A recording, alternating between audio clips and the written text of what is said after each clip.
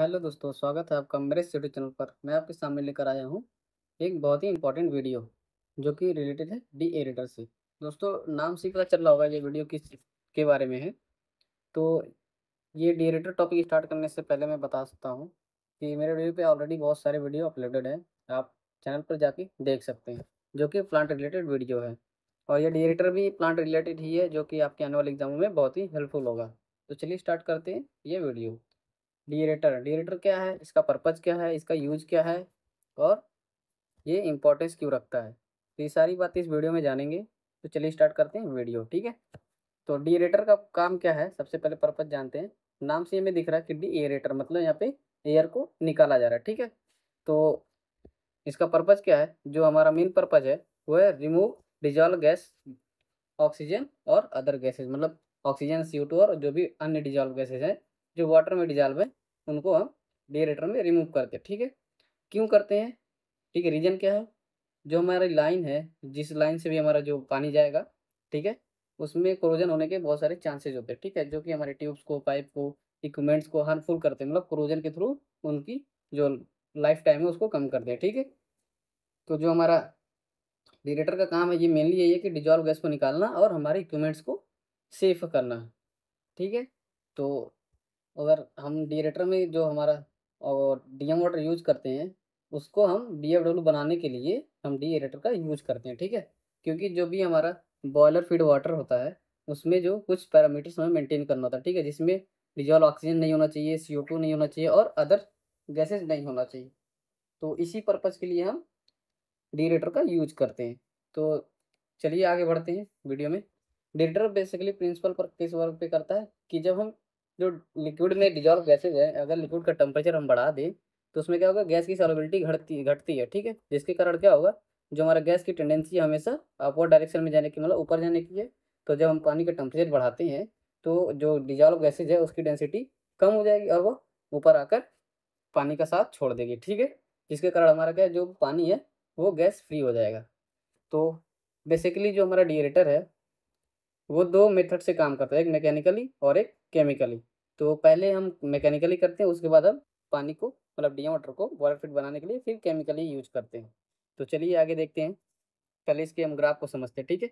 Graph क्या कह रहा है, मतलब जो हमारा फिगर बना हुआ है डीएरेटर का, ये एक बेसिकली डीएरेटर का फिगर है। इसमें जो मेन डीएरेटर का काम कर रहा है वो हमारा ये वाला सेक्शन है। हमारा जो है ये वाला सेक्शन हमारा डीरेटर का काम कर रहा है, ठीक है दोस्तों, यहाँ एरो से दिखाया भी गया है।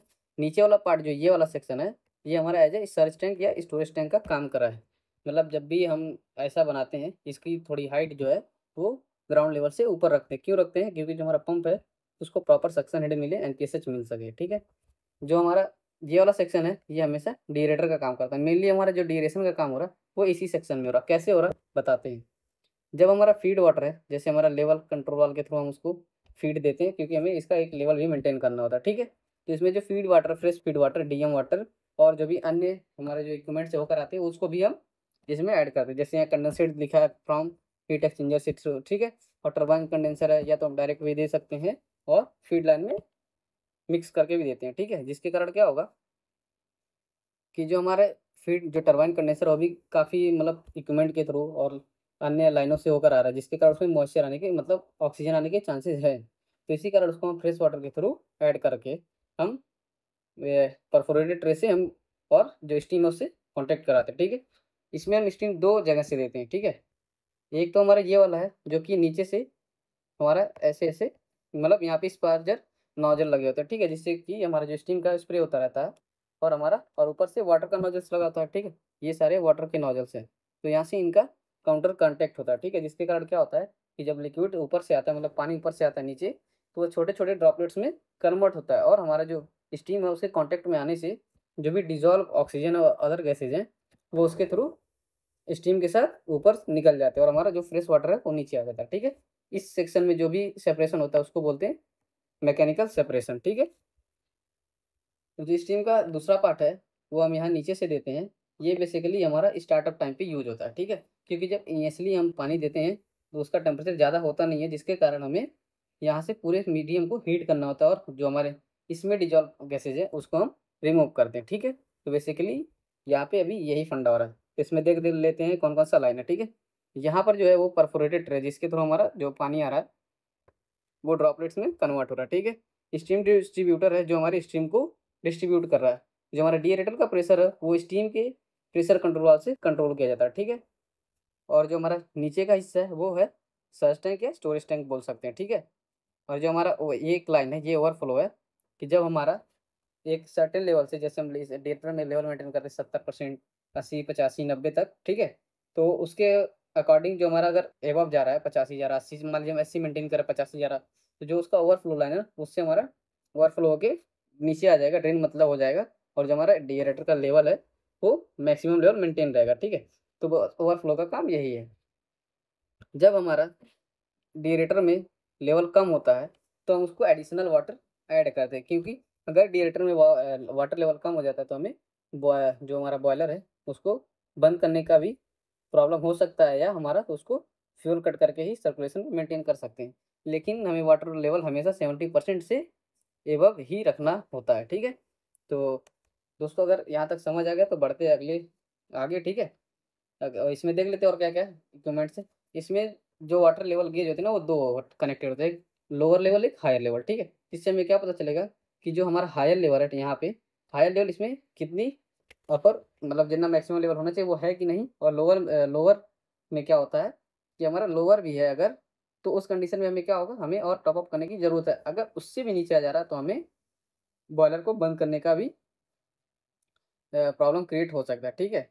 और जो हमारा इसमें डेरेटर की सेफ्टी के लिए हम एक सेफ्टी वॉल देते हैं, और जो हमारा वेंट होता है जो हमारे नॉन कंडेंसेबल गैसेज है जो स्टीम के साथ जा रहे हैं उनको भी वेंटिंग करने के लिए हमें एक वेंट लाइन की ज़रूरत होती है, ठीक है। जो कि यहाँ पे है, हमें इतना स्टीम देना होता है प्रॉपर, ठीक है। इतना स्टीम हम हमेशा एक्स्ट्रा देते हैं क्योंकि जो हमारा जो वेंट लाइन है वहाँ से स्टीम निकलना चाहिए। नहीं निकलेगा तो मतलब क्या होगा कि हमारा जो स्टीम जा रहा है वो पानी के साथ नीचे ही आ जा रहा है, जो हमारा गैस का सेपरेशन होता है वो अच्छा नहीं हो रहा, ठीक है। तो इसलिए हम इतने अमाउंट में एक्स्ट्रा देते हैं कि जिससे हमारा जो वेंट लाइन से है वो हमारा स्टीम के साथ जो अदर डिजॉल्व गैसेज हैं वो भी आसानी से बाहर आ सके, ठीक है।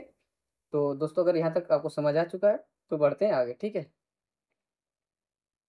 तो इसमें हम जो है यहाँ पे डायरेक्ट हम कंडेंसेट इसलिए भी दे देते हैं क्योंकि ये हमारा जो है हीट एक्सचेंजर से बेसिकली ये फीड वाटर ही है, तो मतलब बॉयलर फीड वाटर ही है।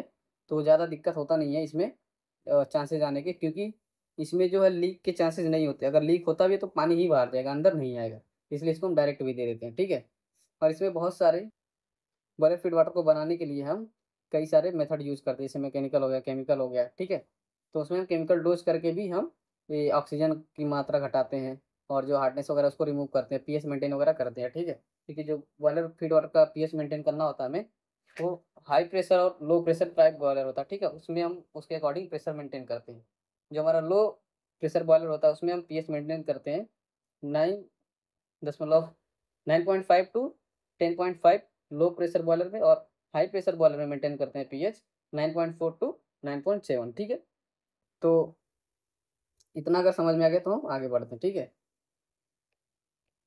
दोस्तों बेसिकली जो हम अभी यहाँ तक समझे हैं उसमें क्या समझे हैं कि जो हमारा फीड वाटर आ रहा है ऊपर से और स्टीम हम यहाँ नीचे से दे रहे हैं, जिसके काउंटर करंट हो रहा है, मतलब काउंटर कांटेक्ट हो रहा है, जिसके कारण हमारा सेपरेशन हो रहा है, डिजॉल्व गैसेज जो स्टीम के साथ ऊपर निकल जा रही है और हमारा वाटर नीचे आ जा रहा है, ठीक है। और यहाँ पे हमारा जो स्टोरेज टैंक है इसमें पानी स्टोर हो रहा है, जो कि हमारा एक एक स्टोरेज टैंक का काम कर रहा है, जिससे हमारा जो पंप है उसको प्रॉपर हेड सक्शन मिल सकेगा, ठीक है। बाकी यहाँ पे स्टार्टअप लाइन है जो हमारी स्टार्टअप के टाइम आती है, ऑक्सिलरी स्ट्रीम है जिससे हम कनेक्ट कराते हैं वाटर का, ठीक है। कॉन्टैक्ट कराते हैं इससे हमारा सेपरेशन अच्छा हो। ओवरफ्लो लाइन है। ड्रेन लाइन बच गया था। ड्रेन लाइन क्या है कि जब हमें डेरेटर को मतलब ये जो स्टोरेज टैंक है इसको खाली करना होता है तो हम इसको ड्रेन करते हैं, ठीक है। ड्रेन करते हैं। और जब कभी हमें इंस्पेक्शन करना हो या कोई अदर जॉब है जिसमें करना हो तो हम ये मैन होल के थ्रू, ठीक है, यहाँ मैन होल होता है तो इसके थ्रू भी हम इसमें इंटर करके अपना काम कर लेते हैं। एक सिस्टम इसमें होता है ब्लो डाउन का, ठीक है। ब्लो डाउन क्या होता है कि जब हम कंटिन्यू इस बॉयलर फीड वाटर को हम सर्कुलेट कर रहे हैं स्टीम बनाने के लिए, तो उसमें क्या होगा कि कभी कभी उसमें जो है ना उसका जो बॉयलर हमेशा स्टीम बनता रहेगा तो वो जो वाटर का कंसंट्रेशन है वो धीरे धीरे मतलब उसमें जो मटेरियल सॉलिड्स मटेरियल उसमें डिजॉल्व है उनका कंसंट्रेशन बढ़ने लगता है धीरे धीरे, जो हमारे स्केलिंग फॉर्मेशन करने लगता है, कोरोजन का काम करने लगता है। तो इसीलिए बीच बीच में हमें वो ब्लो डाउन करना होता है, ठीक है। ब्लो डाउन करने से क्या होगा, जो भी स्केल फॉर्मेशन वाले मटेरियल है वो हमेशा रिमूव होते रहेंगे और उसकी जगह पे हमें फ्रेश वाटर ऐड करना होता है, ठीक है। तो ब्लो डाउन का मतलब ये है कि हमें कुछ पार्ट ऑफ वाटर जो हमें निकालना होता है और हमें फ्रेश वाटर ऐड करना होता है। तो चलिए बढ़ते हैं आगे, ठीक है। हमें आगे क्या देखने को मिल रहा है, initially when feed water is at normal temperature, when heating medium is use to heat the water. वही बताया कि जब हमारा नॉर्मली वाटर हम देते हैं वो उसको हीटिंग मीडिया के लिए हमें अलग से स्टीम की जरूरत पड़ती है, जो कि हमारे यहाँ नीचे से दिया जा रहा है, ठीक है, एट स्टार्टअप टाइम पे। फिर क्या है, एक क्वेश्चन है, why boiler feed pump place below the deaerator. अभी इधर ही बता दिया था मैं ऊपर ही कि जो हमारा डिएरेटर है वो ग्राउंड फ्लोर से एबव रखा है, नॉर्मली 20 मीटर 25 मीटर के आसपास, ठीक है। जिससे हमारा क्या है कि जो पंप है, जो फीड पंप है, उसको प्रॉपर हेड और सक्शन मिल सके, जिससे हमारा पंप को कैविटेशन होने का चांस ना हो, ठीक है। तो बढ़ते आगे, क्या है, when heating the water by using the steam what happens, ठीक है। जो हमारा वाटर है इसको स्टीम से हीट करें तो क्या हो रहा है, जो हमारा डिजॉल्व गैसेज है उनकी टेंडेंसी, मतलब टेम्परेचर बढ़ रहा है लिक्विड का, तो उसके कारण क्या होगा, उनकी जो जो डिजॉल्विंग कैपेसिटी है वो कम हो जाएगी, मतलब वो इजीली हमारे पानी से बाहर निकल जाएगा, ठीक है, वेंट हो जाएगा। और सेफ्टी वाल का क्या है कि जब भी हमारा डिएरेटर में अगर प्रेशर बढ़ रहा है तो वो अपने एक सेट प्रेशर पर रहता है, और सेट प्रेशर से जरा सा भी एबव होगा तो वो पॉपअप करके अपने सेट पोजीशन पर आ जाएगा और डिएरेटर को ब्लास्ट होने से या किसी अन्य डैमेज होने, अन्य रीजन से डैमेज होने से बचा सकता है, ठीक है। तो बढ़ते आगे, क्या कह रहा है कि दोस्तों अभी मैंने बताया था कि जो हमारा डिएरेटर है वो डिएरेशन करने का दो काम आता है, ठीक है, एक मैकेनिकल एक केमिकल। तो अभी जो मैंने ऊपर बताया, जहाँ से ऑक्सिलरी स्टीम और जहाँ से ऑक्सिलरी स्टीम और हमारा ये वाटर, ठीक है, ये दोनों आपस में कांटेक्ट कर रहे हैं, ये हमारा मैकेनिकल मैकेनिज्म, ठीक है।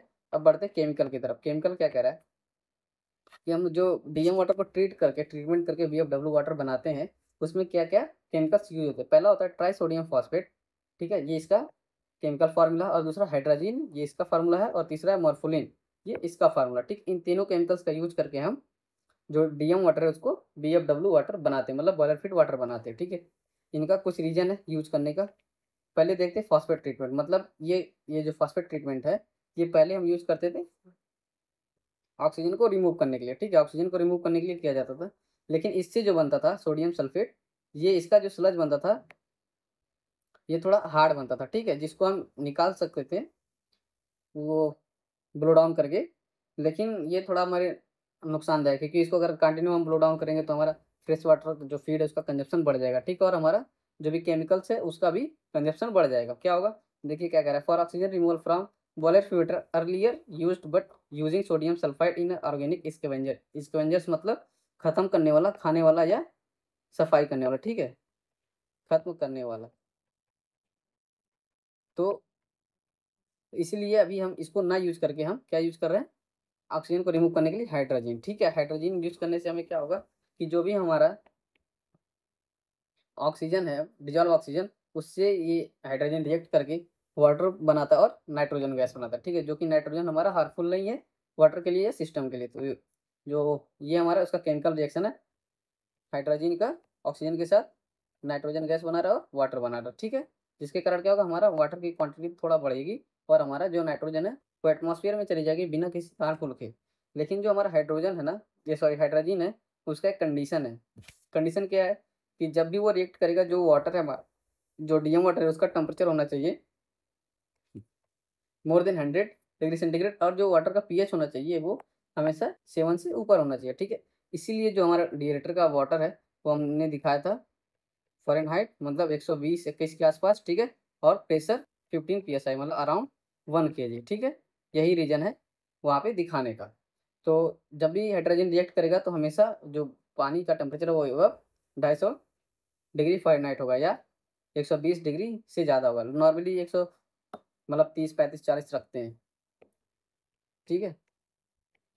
तो जो हमारा हाइड्रोजन है उसको हम एलपी डोजिंग बोलते हैं। क्यों बोलते हैं, क्योंकि उसको हम पंप की सक्शन में देते हैं।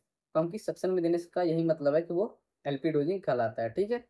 तो ये बेसिकली था हमारा हाइड्रोजन के बारे में। अब बढ़ते क्या, ट्राइसोडियम फॉस्फेट के बारे में, ठीक है। ट्राइसोडियम फॉस्फेट क्या कह रहा है कि phosphate is added to the boiler water drum. जो हमारा बॉयलर ड्रम है नॉर्मली उसमें देते हैं, लेकिन कुछ हमारे जो इंजीनियर्स थे वो बोलते हैं कि जो पंप का डिस्चार्ज है ना उसकी में उसमें देना चाहिए, जिससे क्या होगा, जो भी हमारी लाइन में इम्प्योरिटीज वगैरह होंगी वो अच्छे से वहाँ पे मिक्स हो जाएंगी, किसके कारण, सोडियम ट्राइसोडियम फॉस्फेट से, ठीक है, जिसके कारण वहाँ जो हार्डनेस वगैरह बना रहेगा वो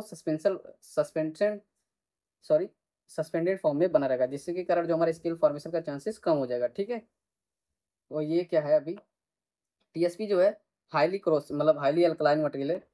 हम अदर भी अल्कलाइन नेचर वाले यूज कर सकते हैं, जिससे हमारा पीएच भी मेंटेन हो सकता है। लेकिन जो हमारा जो बॉयलर फीड वाटर में हार्डनेस है, जैसे कैल्शियम के, ठीक है, कैल्शियम साल्ट है, मैग्नीशियम साल्ट है, उनको रिमूव करने के लिए हमें क्या ज़रूरत पड़ती है, ट्राइसोडियम फॉस्फेट की। तो उसके कारण क्या होगा कि जो भी कैल्शियम और मैग्नीशियम के साल्ट है ना, तो उसके सोडियम सल जो ट्राइसोडियम फॉस्फेट है वो रिएक्शन करके उसमें स्टिकी और ऐसा मटेरियल बनाता है जो हमारा पानी में हमेशा सस्पेंडेड फॉर्म में रहेगा, ठीक है।